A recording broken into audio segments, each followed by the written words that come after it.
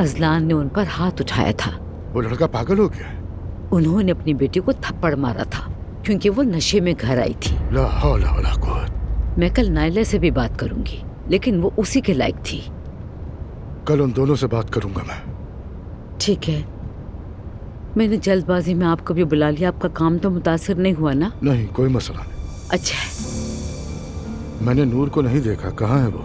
नूर भी आई थी वहाँ पर, लेकिन उसे कुछ काम थे इसीलिए जल्दी चली गई। उसने कहा वो सीधी घर आई। अच्छा।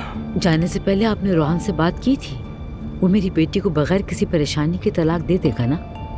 हाँ मरियम बेगम, मैं बात कर चुका हूँ, तुम फिक्र मत करो। बस कल खैर से ये जनाजा हो जाए।